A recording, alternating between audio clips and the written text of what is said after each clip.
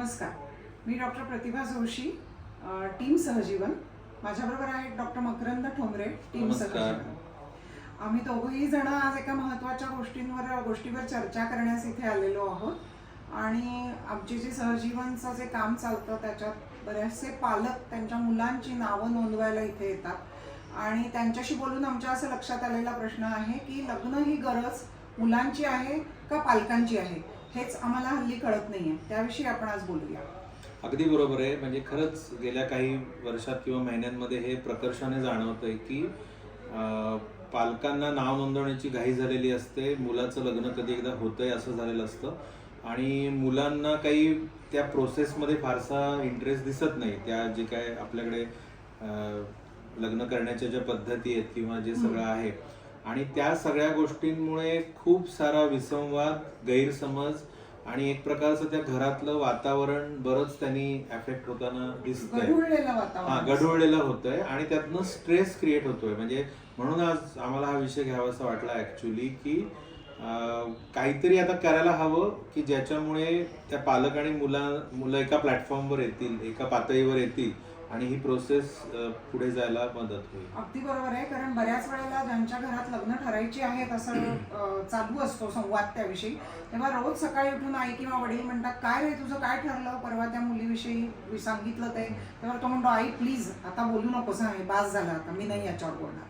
अशा प्रकारे संवादाला सकाळी उठल्या उठल्या सुरुवात होते आणि त्यामुळे आपल्या असं लक्षात येतं की मुलं आणि पालक हे त्या विषयाच्या दोन टोकावर उभे आहेत.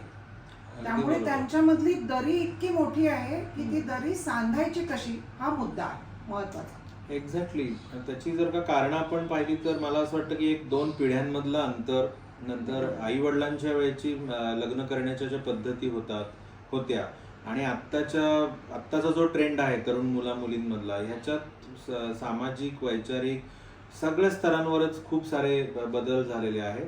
आणि मला असं वाटतं की ते बदल पालकांना माहिती नाही आहेत किंवा माहिती असले तरी त्यांना ते ऍक्सेप्ट करायचे नाही आहेत. आणि मुलांना पण त्याविषयी पालकांशी स्पष्ट बोलायचं नाहीये. म्हणजे त्यांना असं वाटतंय की तुला काय करणार आहे, किंवा त्यांच्यामध्ये तेवढा मोकळा काही संवाद घडतोय असं मला वाटत नाही. बरोबर आहे. आणि बऱ्याच वेळेला असं लक्षात येतं आपल्या की पालक जेव्हा ह्या दृष्टीने विचार करायला लागतात तेव्हा त्यातला एक अंडर करंट असा असतो की एकदा तुझं लग्न झालं ना की मी ह्या जबाबदारीतनं मोकळा किंवा मोकळी झाली, हा एक महत्वाचा मुद्दा असतो. आणि ज्याच्यामुळे बऱ्याच वेळेला मुलांना असं वाटतं, आणि विशेष करून मुलींना, जसं आपण नेहमी म्हणतो की आई वडील मला जणू की आता घराच्या बाहेरच हाकलायलाच बसलेले आहेत, की कधी एकदा मी घरातून बाहेर पाऊल टाकते आणि मी नवऱ्याच्या घरी राहायला जाते, असा एक कुठेतरी त्यांच्या मनात भाव निर्माण होतो आणि त्यामुळे वाद वाढतात. करेक्ट. म्हणजे एकदा हिचं उरकून टाकू, म्हणजे मी माझ्या जबाबदाऱ्यातनं मोकळं झालो आणि तिचं ती आयुष्य पुढे आता बघून घेईल.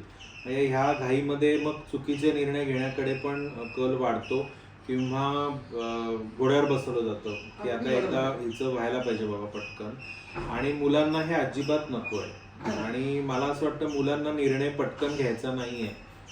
त्यामुळे पण ही प्रोसेस थोडीशी क्लिष्ट होताना दिसतेय. अगदी बरोबर आहे. आणि ह्यात अजून एक महत्वाचा मुद्दा मला नेहमी दिसतो किंवा आढळून येतो की हल्ली बऱ्याच वेळेला लग्नाच्या आधी सर्वांची, मुलांची किंवा मुलींची, दोघांची काही ना काहीतरी आधी रिलेशनशिप झालेले असतात, मैत्री असते, प्रेम असतं, ब्रेकअप्स असतात. तर अशी एक बऱ्यापैकी मोठं पॅकेज घेऊन त्यानंतर ते लग्नासाठी म्हणून विचार करायला सुरुवात होते किंवा करू का असा विचार करतात. तर त्यामुळे ही जी मागची पार्श्वभूमी आहे त्याच्या मागची किंवा त्यांच्याबरोबरची जी सगळी पॅकेजेस आहेत रिलेशनशिपची, त्यामुळे कुठेतरी काही वेळेस मुलांच्या मनात कडवटपणा पण असतो, भीती पण असते, कधी कधी थोडंसं जबाबदारी घ्यायला नकोच, ही कटकट आहे, हेच स्वतंत्रपणे जगतोय ते चांगलं आहे, अशी पण भावना असते. त्यामुळे मला असं वाटतं की हे असं त्यांनी पालकांना समजा सांगण्याचा प्रयत्न केला तर पालक म्हणतात, झालं ना ते, आता 1 वर्षापूर्वी झालं ना तुझं ब्रेकअप त्या अमक्या टमक्याशी, आता विसर की, किती काळ तेच उगाळत राहतोयस. अशा पद्धतीने पालक ते निकालात काढण्याचा प्रयत्न करतात.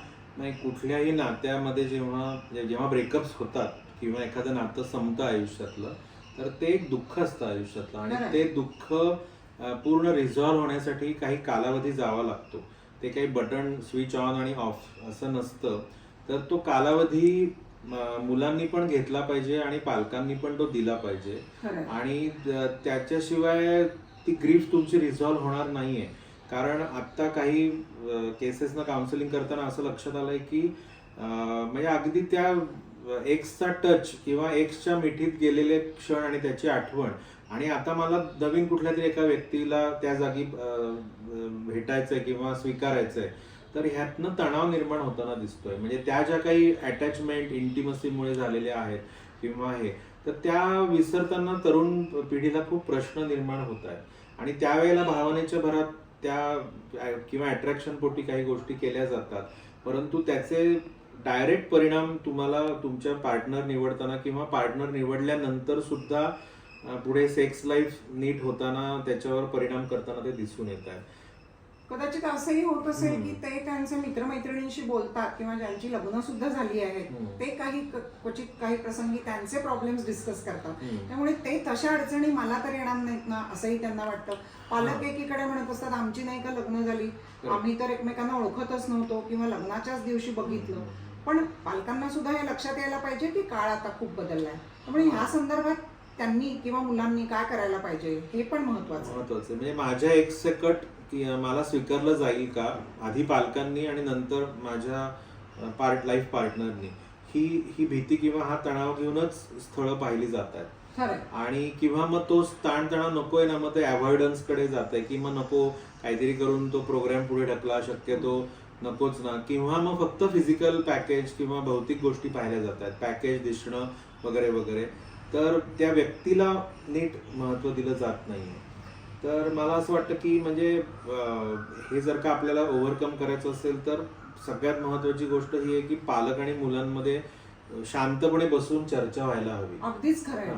कारण पालक आणि मुलांमध्ये जी लग्न संदर्भात चर्चा असते ना, ती युजली ह्या गोष्टींवर नसून फक्त लग्नाचं स्वरूप कसं असावं, कार्यालय कुठलं असावं, कुणाला बोलवावं, खरेदी काय, किंवा एकंदरीतच खरेदी, देणीघेणी, दागिने, नटणं मुरडणं किंवा पार्टी, या संदर्भातल्या बहुतेक वेळेला चर्चा असतात. आणि त्यामध्ये ऍक्च्युली मुलांच्या ज्या भावनिक किंवा इव्हन कधी कधी ज्याला आपण इमोशनल टर्मॉइल्स म्हणू शकतो मुलांची, ती दुर्लक्षिली जातात आणि वरवरच्या गोष्टींकडे खूप जास्ती लक्ष दिलं जातं. आणि त्यांच्या मनाच्या तळाशी काय नक्की अडचणी किंवा प्रॉब्लेम्स आहेत ते त्यांना कळत नाही. म्हणजे सुसंवादाची गरज हा मला वाटतं एक सगळ्यात मोकळा संवाद आणि सुसंवाद म्हणजे दोन्ही व्हायला पाहिजे मुलांमध्ये. किंवा मला दुसरं असं वाटतं की मी पाहिलेलं सुनेचं स्वप्न, माझ्या डोक्यात मला हवी असलेली सून आणि माझ्या मुलाला हवी असलेली बायको, ह्या दोन गोष्टींमध्ये सुद्धा एक प्रकारची कुठेतरी नॉर्मॅलिटी, काही पॉइंट्सवर तरी तुम्ही एकवाक्यता येणं खूप अपेक्षित आहे. पण मुळात मला नेहमीच असं वाटतं की पालक जेव्हा असं म्हणतात की मला अशी सून किंवा असा जावई हवा आहे, तर मुळात त्यांनी हेच लक्षात घेतलं पाहिजे की इथे प्रथम येणारी व्यक्ती ही तो मुलगा आणि मुलगी आहेत, पालक नाहीयेत किंवा सासू सासरे नाहीयेत. त्यामुळे मुळात त्या मुलांना कशी बायको किंवा नवरा हवा याचा विचार जास्ती व्हायला पाहिजे. तुम्हाला सून कशी हवी आहे ही अपेक्षा व्यक्त किंवा आग्रह कधी कधी करण्याऐवजी तुमच्याकडे जी मुलगी किंवा सून आणि मुलगा आणि जावई जो काही येणार आहे तो आहे कसा आहे ओळखून त्याच्याशी आपण मॅक्झिमम कसं जमून घेऊ, अशा पद्धतीने या नात्यांचा विचार केला पाहिजे. आणि ते जमवून घेणं दोन्हीकडनं आहे ना, त्या मुलीला पण तुमच्याशी किंवा मुलाला जमवून घ्यायला लागणार आहे, तर हे पण पालकांनी लक्षात ठेवलं पाहिजे. आणि मुलांनी पण हे लक्षात ठेवलं पाहिजे की ह्या लग्न एका केल्यानंतर अनेक प्रकारची नाती ह्याच्यात निर्माण होणार आहे. आणि ह्या सगळ्या गोष्टींवर मला वाटतं लग्नाआधी चर्चा व्हायला पाहिजे. आणि जर का आपल्याला लग्न करायचंय, आपण नाव नोंदवतोय, तर मग त्याची मानसिक शारीरिक तयारी पूर्ण व्हायला पाहिजे. आणि पालकांशी अगदी मोकळी खुली चर्चा व्हायला पाहिजे. अगदी सेक्स पासून सुद्धा व्हायला हरकत नाही असं मला वाटतं. खरं म्हणजे अगदीच योग्य आहे हे, पण तरी सुद्धा अशी चर्चा आपण बघत नाही कुठे की घडतीये कुठे म्हणून. याचं कारण दोन्ही म्हणजे पालक आणि मुलं यांच्या व्हॅल्यू सिस्टम्स इतक्या वेगवेगळ्या आहेत की पालक त्यांच्या पिढीतल्या व्हॅल्यू सिस्टीमला घट्ट चिकटून आहेत, मुलं त्यांच्या बदललेली जी काही व्हॅल्यूज आहेत किंवा मॉरल्स आहेत त्या दृष्टीने त्याचा विचार करतात. त्यामुळे दोन्ही बाजूने असं आपण बघितलं पाहिजे की पालकांनी सुद्धा कुठेतरी थोडीशी त्यांची व्हॅल्यू सिस्टीम जरा मोकळी सोडून मुलांच्याकडे काय चाललंय हे बघावं. आणि मुलांनी सुद्धा आपल्या पालकांना हा जो काही फरक आहे दोन्ही व्हॅल्यू सिस्टीम मधला तो ऍब्सॉर्ब करण्यासाठी काही वेळ द्यावा हां. आणि नक्की काय फरक आहे हे त्यांनाही समजावून सांगावं. Correct correct. हे मला असं महत्त्वाचं वाटतं की ऍक्च्युली पालक आणि मुलांचं उद्दिष्ट एकच आहे की मला सुखी व्हायचंय, हॅपी हॅपी राहायचंय आयुष्यामध्ये, किंवा मला माझं मॅरिड लाईफ चांगलं जगायचंय. बरोबर. हे जर का तुमचं गोल जर का किंवा उद्दिष्ट जर का दोघांचं सेम असेल, तर मला वाटतं ऑपरेटिंग सिस्टीममध्ये थोड्याफार बदल केल्या किंवा एकमेकांना समजून घेतलं तर नक्कीच ही प्रोसेस स्मूथ होईल, किंवा एकमेकांना थोडंसं ऍक्सेप्टन्स लेवल आपण आपली वाढवली तर एकमेकांना समजून घेणं पालक मुलांना सोपं जाईल महत्त्वाचं आहे. आणि काहीतरी त्यातनं कॉन्क्रीट घडायला पण मदत होईल.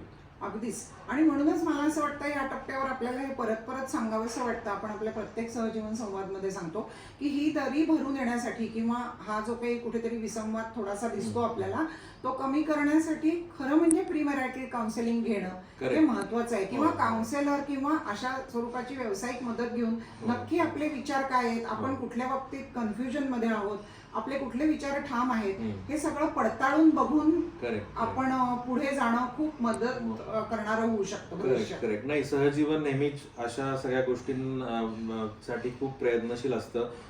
काही महिन्यांपूर्वीच आपण असं एक वर्कशॉप घेतलं होतं पालक आणि मुलांमध्ये, तर तिथे बरेच पालक आणि मुलं व्यक्त झाली होती आणि त्यांच्यातलं पण नातं चांगलं व्हायला कशी मदत झाली असं त्यांनी त्या वर्कशॉप नंतर थोडं सांगितलं होतं. परंतु मला असं वाटतं ह्यासाठी दोघांचाही विलिंगनेस असणं आणि गोल जर का डिसाईड असेल आणि तर आपण प्रोसेस चांगली डेव्हलप केली तर हा सगळा त्रास आणि यातनं होणारे गैरसमज किंवा ही प्रोसेस स्मूथ करता येईल असं मला नक्कीच सांगावं असं वाटतं. अगदीच. आणि माझ्या मते हे सोपं आहे हो, जर का हो. आपण ठरवलं. Correct. जसं आता तुम्ही म्हणालात की दोघांचंही उद्दिष्ट एकच आहे Correct. की लग्न व्हायला पाहिजे आणि मुला किंवा मुलीचा संसार सुखाचा व्हायला पाहिजे. बरोबर. मग त्यासाठी आवश्यक त्या सगळ्या गोष्टी करून हम्म. आणि संवादातली दरी भरून काढून Correct. आपण हे नक्कीच करू शकतो असं मला वाटतं. येस. मला असं वाटतं आम्ही इथे थांबतो आणि जे कोणी प्रेक्षक हे बघणार आहेत त्यांनी जरूर आम्हाला सांगावं की याविषयी तुम्हाला काय वाटतं आणि अजून कुठले प्रश्न आम्ही चर्चेला घ्यावेत त्याही विषयी आम्हाला नक्की मत कळवावं. आणि या श्रोत्यांना. सगळ्या प्रवासात सहजीवन आणि सहजीवनची टीम तुमच्या बरोबर नक्कीच असणार आहे, हेही मला आवर्जून सांगावं असं वाटतं. नक्कीच. धन्यवाद. धन्यवाद. आयुष्याच्या कोणत्याही टप्प्यावर नातेसंबंधात काही अडचणी, समस्या आल्या तर त्या सोडवण्यासाठी टीम सहजीवन कायम तुमच्याबरोबर असेल. हा व्हिडिओ तुम्हाला आवडला असेल तर लाईक करा, शेअर करा आणि आणखीही असे व्हिडिओज पाहण्यासाठी आमचा चॅनल नक्की सबस्क्राईब करा.